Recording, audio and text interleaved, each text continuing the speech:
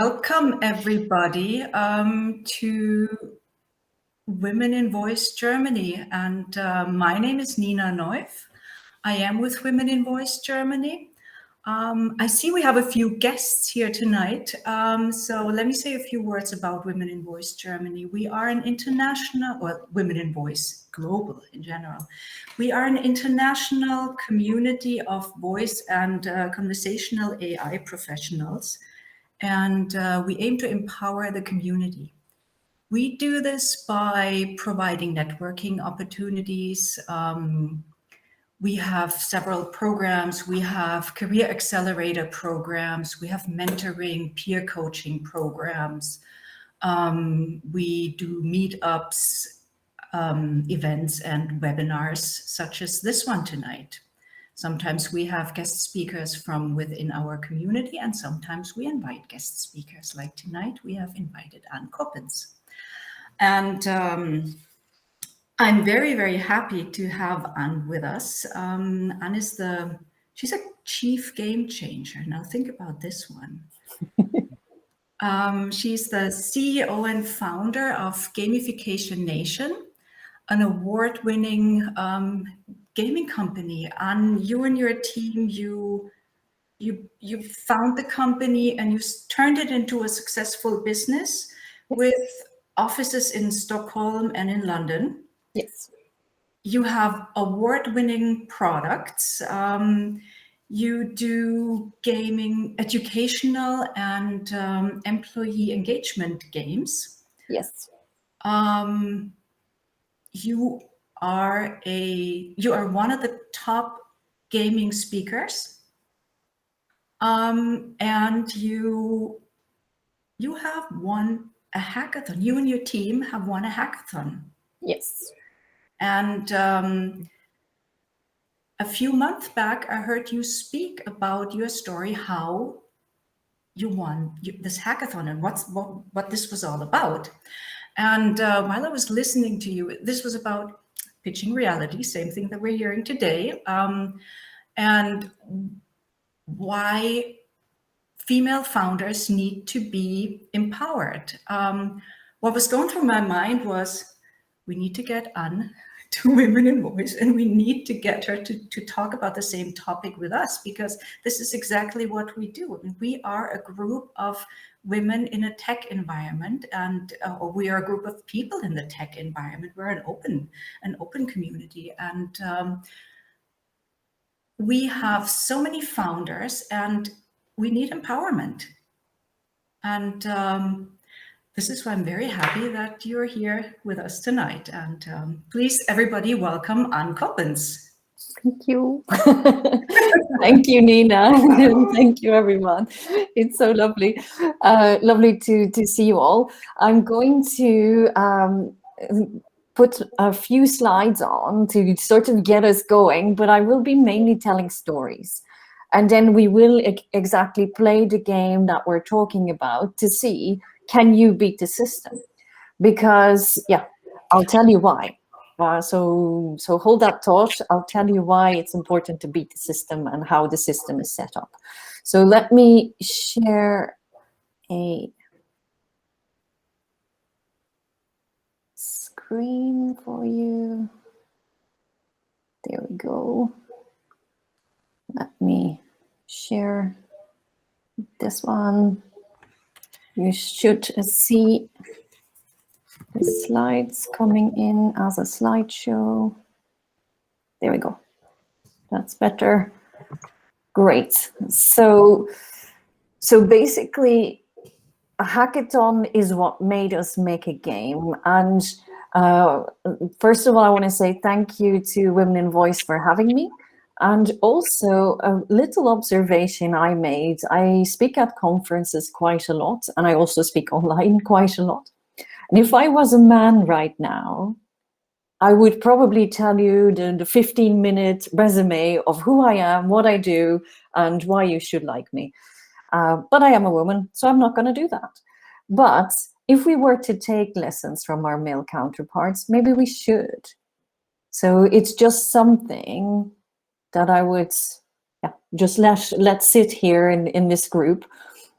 Now, as a woman in speaker training, so I did training to become a speaker from stage, etc.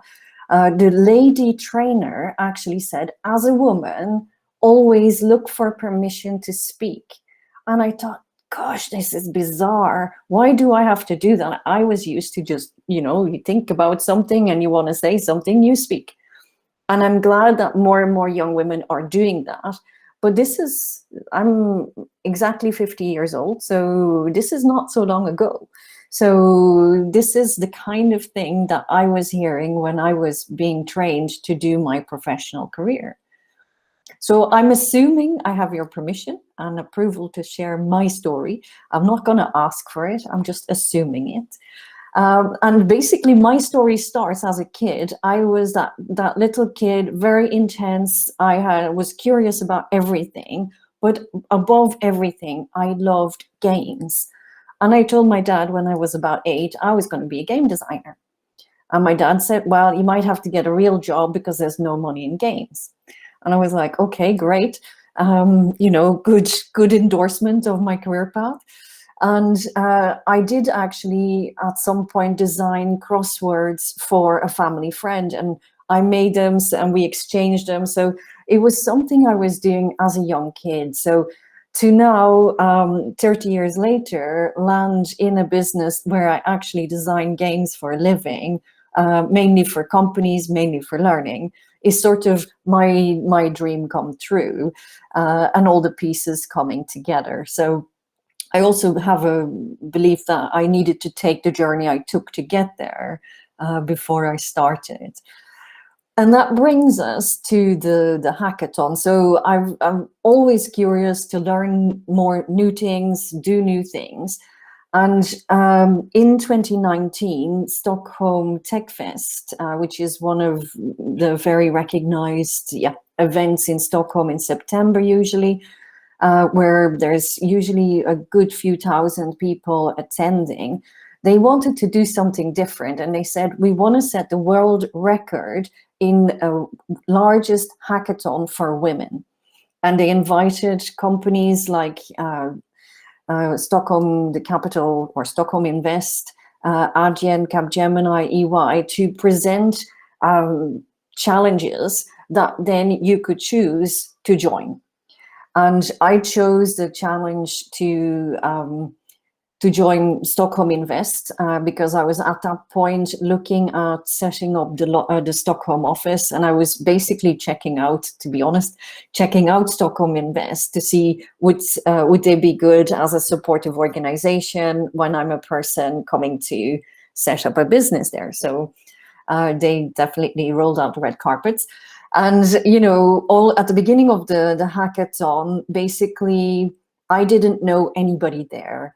I showed up on my own. It was a bit of a stretch, but I said to my partner, I said, look, I've got to go. I got to, help make this world record happen, because we'd all be in the Guinness Book of World Records. We missed it by a little fraction. To beat the world record, we had to hit 1,000 participants, and we got 900. So 100 people dropped out on the day, and unfortunately, we dropped out. The challenge I joined was to address why is it that only 2% of the capital of investment in Stockholm available, which is one of the cities that always get named for, biggest investors, biggest amount of investment raised by companies, by startups, but only 2% of that mega amount going around was going to women.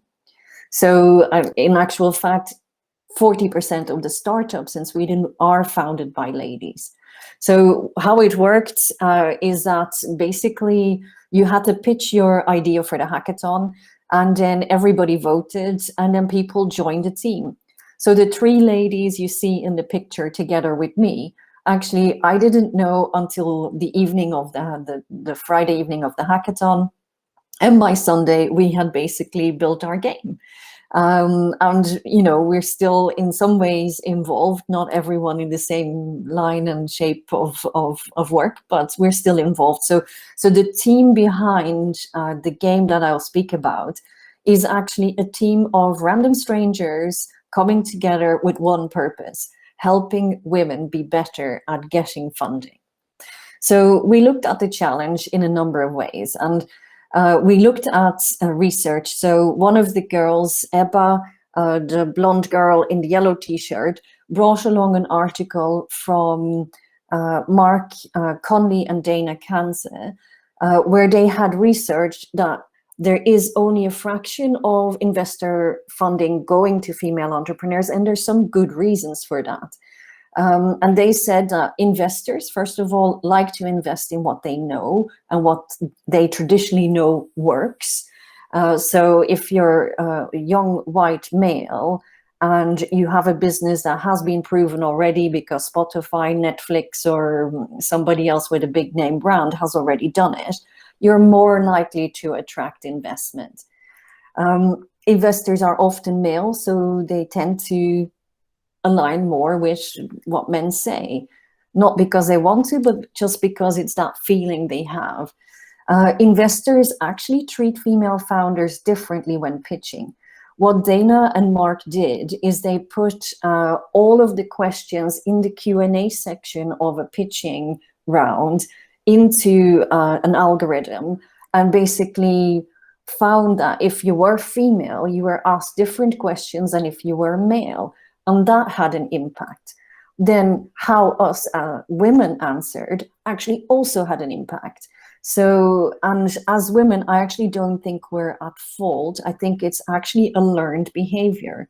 As women, we are taught to mirror and match the person that we're speaking to. So if we get a different question, we actually try to answer in a similar style to the type of question we're answered or we're asked. So at the end of the hackathon, we basically decided, well, our first thinking was we're going to help the investors see that they need to change their questioning. And then we thought, well, that's going to be hard to persuade because they don't see that they have a problem and they may not be invested in changing it because then maybe their fund is not doing as well. So the people that invest in the people that have investment money may not like that either. So we said, right, okay, we need to change that thinking. So the low-hanging fruit was to help women do better in the pitch Q&A, which is why we called it Pitch Reality. And Mark Conley has actually joined the team when we were designing the game after we reached out to him. He was based in Stockholm at the time. So yeah, he has been amazing to work with and help us drive things forward. So the main differences, so if we look at men, they're asked how they will be succeeding. So in the research terminology, they call that promotion style questions. But if women were asked questions, they were asked why they shouldn't fail. And that was called prevention style questions. So make a note of that. You'll need it for the game later. So promotion style is how you will succeed. Prevention style is how you shouldn't fail. Men are actually by nature more likely to answer in a promotion style manner, selling the big dream, the great package. And even in my research in gamification, we know that us ladies are so much more critical of ourselves than our male counterparts. So we rule ourselves out a lot more than men do. Now, just by virtue of the question style, so if we get asked a prevention style question, our investment chances go down by minus 35%. If we then, as women, answer it as a prevention to prevention style answer, we reduce our chances of getting investments by another minus 65%. So there's only a tiny fraction of percent left for an investor to actually then decide to give the money to a female founder. So investors recognize the fit to market and identify with the founder more easily if it's a man, and they don't always understand it when female pitched ideas, and they don't always consider themselves as the best fit as an investor. So some male investors don't feel comfortable, and you know, some of the people at Stockholm Hackathon worked on specifically femtech. So yeah, technology that pleases women. And, you know, it's quite normal that a man might not understand what the problem is, because you have to be a woman to know. So, so there is that. So all that aside, we wanted to shift, basically shift the focus and give women the chance of doing just as well. So our process was very, very high tech. Lots of whiteboards, lots of stickies, lots of discussions, lots of mentoring, a lot of coffee. And one of the girls took it to task to feed me, because I was mainly the one writing up stuff. And she said, here, now drink, now eat. And she kept on showing up with more stuff. So at the end of a very intense 2 days, we basically won the Stockholm Invest part of the hackathon. And that led to me and the team having a chance to meet the Lord Mayoress of Stockholm, which was an amazing experience. And she's one kick-ass lady. She wants to basically make Stockholm a place where women belong. And I thought, you know what, as a city, that is amazing. And as a female Lord Mayor, that is even more amazing. And actually, she's putting funding into that. So I've had the chance to meet her on a few occasions since, but she definitely drove the thing forward. But I mean, the numbers are still bad. These are numbers from research from earlier this year, that was published earlier this year. So the differences in money raised by female CEOs and their counterparts is still lacking and falling behind. And as businesses grow older, it's still pretty bad. So in Europe, the time is now to fix the issue, I feel, and I feel very strongly about it. So I'm happy to speak to most women in business groups to, you know, promote the message that, hey, we got to do better. And, you know, it starts with us being more confident in promoting ourselves and taking a leaf out of the men's book and saying, hey, let's promote ourselves and put our best foot forward, so that we don't have the minus 65% odds against us, but we make that the plus 65% odds in favor of us. So that's really what I would love to achieve. But if we look at the numbers, 3 billion euros worth alone in 2020 didn't go to ladies, but did go to others. So that I find still a shocking statistic. So let's come to our game. So we started with a board game. Now, if you're into games and into game designs, most games start as a paper version, and then they grow up to be, let's say, a World of Warcraft or whichever, you know, big name game you're into. So we started with a board game, and the board game works very simply. The board itself is a year-long cycle. You pick a card, which is your business, or you can play with your existing business, so you don't have to make up a new one. But for those that just had aspirational entrepreneurship skills, one of the players around the table is the investor. That's decided by the roll of the dice at the very beginning, and then you go your merry way around the board. If you land on an investor card square, the investor will invite you to do your pitch, and then will ask you a pitch Q&A question. If you were a man, you got questions from the blue deck, which is stacked in exactly the same order and in exactly the same odds as you would have questions. So there's a 50-50 chance that you get promotion or prevention style questions as a man. In a female scenario, when you get the orange cards, so if you were playing as a female, then, and I'm saying you're playing as a female, it basically you got given a gender as you started the game as well. So you could experience both sides of the fence.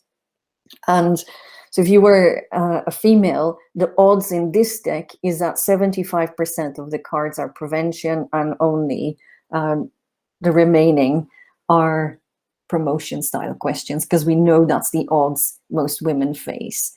So, and actually the results and investment numbers also correlate with what is reality. So that's why we call it pitch reality.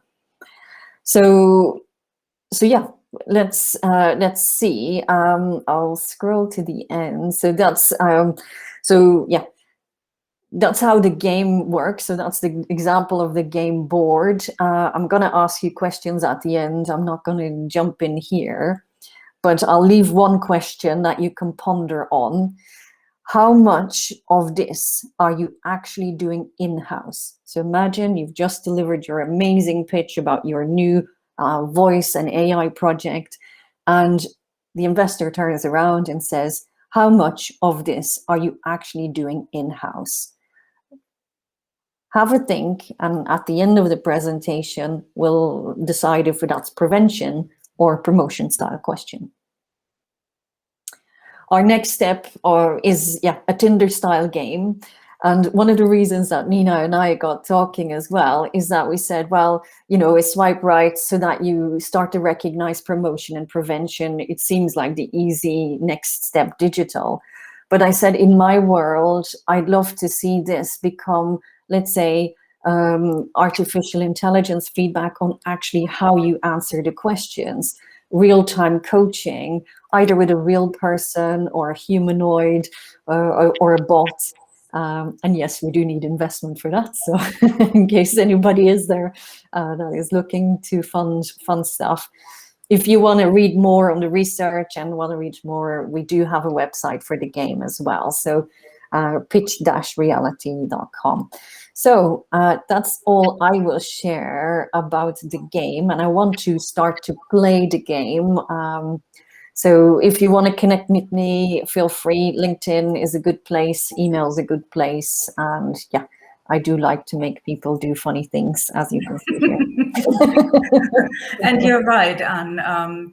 You mentioning that the next step after, first of all, I thought the Tinderstyle game would be so much fun. But also then to go the next level, a voice-driven game or a voice portion game. And I was thinking, well, here's my segue into talking to Anne and asking her if she would like to come and speak for Women in Voice, because, you know, exactly, we have the knowledge. exactly. And that's, that led to many amazing conversations we've had with you and the team at Women in Voice as well. So, yes. So yeah, I was delighted when you asked that question, because one of my favorite games on my Alexa is Question of the Day. And you basically ask it, what's the question of the day? And it gives you the question, you give the answer. But we could do a similar structure, you know, pitch question of the day. And you decide whether it's promotion, prevention, but then the next level on from there would be really, you know, somebody giving you feedback on your answer. Because that would be then truly amazing and truly rewarding for everyone. So I'm sure this community here, together with your team, can come up with some really cool stuff. yes, we'll get together again. Yes, let's plan that in. So the next step here tonight is we're playing the game. So Romina, I would like to ask you to please turn off the recording, and then everybody can participate in playing the game.